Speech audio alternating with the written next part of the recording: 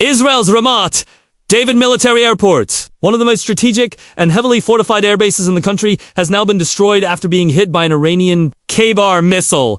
And the shockwaves of this event continue to ripple across the Middle East and beyond. To understand the depth of what this means, we need to look at the facility itself, its features, its role in Israel's defense structure, the performance of the missile that struck it, and the broader design and security implications that come from such a catastrophic breach. Ramat David was not just another military airport. It stood as a cornerstone of Israel's aerial defense system, a critical hub for both fighter jet operations and intelligence coordination, strategically located in the Jezreel Valley near Haifa. For decades, it played a dual role, supporting active combat missions while also serving as a rapid response point for any regional escalation. The base was designed with modernized runways, underground bunkers, hardened shelters for aircraft, and radar installations meant to withstand conventional strikes. Its unique selling point within the Israeli defense network was its ability to house advanced squadrons such as the F-16 and F-35 fighters, making it a linchpin of Israel's deterrence strategy. The Iranian Khaibar missile that destroyed Ramat David is a weapon that deserves careful attention. Technically, it is part of Iran's long-range ballistic arsenal, designed not only for range but for destructive precision. With an estimated range of over 1,300 kilometers, the missile is capable of striking deep inside enemy territory. Its performance is defined by both speed and payload capacity, capable of carrying a warhead weighing nearly half a ton, with advanced guidance systems that improve accuracy compared to older models. The design incorporates solid fuel technology, which means it can be deployed quickly with minimal preparation, reducing the window of time for interception. The unique selling point of the Khaibar is its ability to challenge missile defense systems like Israel's dome and arrow batteries. It travels at high velocity and follows a trajectory that makes interception extremely difficult, and in this case, its success in striking one of Israel's most guarded military installations signals both a technological achievement for Iran and a significant vulnerability for Israel. Looking at the destruction of Ramat David, the design features that were meant to protect it must also be evaluated. Israeli military bases are typically built with layered defense systems, radar detection arrays, surface-to-air missile batteries, reinforced hangars, and subterranean bunkers. Yet, the fact that the Khaibar penetrated all these defenses points to either a saturation tactic, where multiple projectiles were launched to overwhelm interception systems, or a failure in coordination between defense layers. Performance metrics of the base's protection systems suggest they were not optimized for the type of missile strike delivered, especially considering the missile's potential ability to maneuver during its final descent. The design of hardened shelters and underground command centers at Ramat David may have offered some limited protection. But once the runway and hangars were targeted, the operational capability of the base was effectively neutralized. A military airport without functional runways and intact hangars cannot serve its purpose, regardless of how much of its underground infrastructure survives. The broader uniqueness of this event lies in its symbolic and practical implications. Ramat David was not just a military site. It was a representation of Israel's aerial superiority in the region. The destruction of such a critical installation undermines a central pillar of Israel's defense doctrine, which relies heavily on air power as both deterrence and first-strike capability. The fact that Iran was able to destroy it with a single missile highlights a shift in the balance of power. For years, Israel relied on its technological advanced aircraft, precision-guided munitions, and multi-layered missile defenses. But now, the performance of Iran's missile program demonstrates that even Israel's most advanced systems are not invulnerable.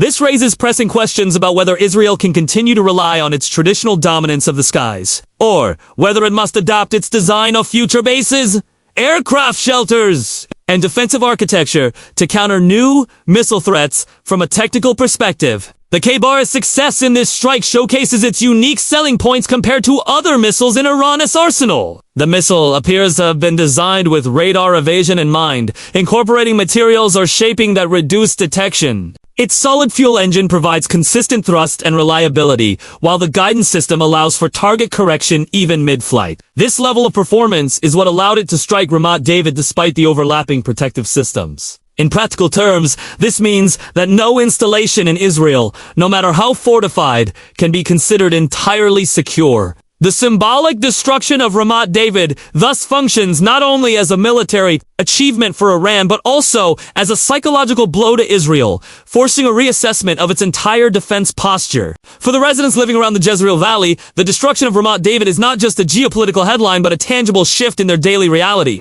The airport was both a source of security and tension security in the sense that it housed the aircraft protecting Israeli skies, and tension because it was always a potential target for hostile fire. With its destruction, locals are now faced with both the immediate danger of debris, unexploded ordnance, and environmental contamination, as well as the long-term economic and security. A base that once employed hundreds of military personnel, supported local businesses, and served as a strategic anchor for the region has now been turned into ruins. The condition of the area is marked by damaged infrastructure, fires, and the evacuation of sensitive materials to prevent further catastrophe. Another layer of analysis revolves around the design choices Israel made in situating Ramat David. Its proximity to Haifa, Israel's third-largest city and a critical industrial hub, meant that the base was strategically valuable, but also risky. In the event of an attack, as seen with the Khaibar strike, the collateral impact on civilian areas becomes a serious concern. This highlights the dilemma faced by military planners. Building air bases close to urban centers for strategic reach and rapid deployment, while simultaneously exposing civilian populations to heightened risk in times of war. The destruction of Ramat David will likely fuel debates within Israel about the future design and location of its key military installations. From a performance standpoint, the aftermath of the strike shows the cascading effects of losing such a facility. Fighter jets once stationed there will now have to be relocated to other bases, stretching resources thinner and potentially reducing response times. The logistics of repairing or rebuilding the base are daunting, given the scale of destruction and the ongoing threat of further missile strikes. Even if reconstruction is pursued, it will take years and billions of dollars to restore the base to full functionality,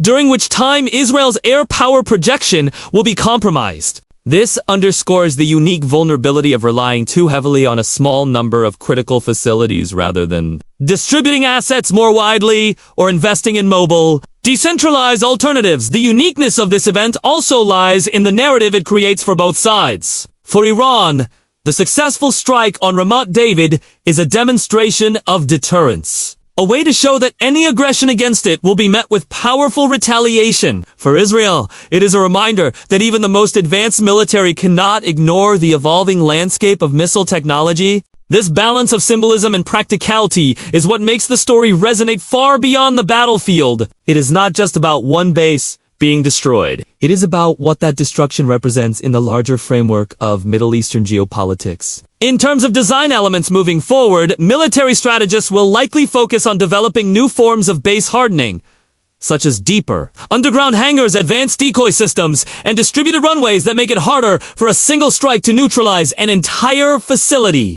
There will also be renewed emphasis on missile interception technologies capable of handling advanced ballistic threats like the possibly through directed energy weapons or hypersonic interceptors. These innovations will be necessary if Israel hopes to adapt to a battlefield where traditional defenses are no longer sufficient at the same time. For the global audience, the destruction of Ramat David is a lesson in the changing nature of modern warfare. It shows that precision-guided ballistic missiles can alter the balance of power without the need for massive ground invasions or aerial campaigns. It demonstrates how the performance of a single weapon system, when properly designed and deployed, can redefine strategic calculations across an entire region. And it highlights the importance of constant adaptation in military design, as what was once considered impregnable can quickly become obsolete in the face of evolving threats.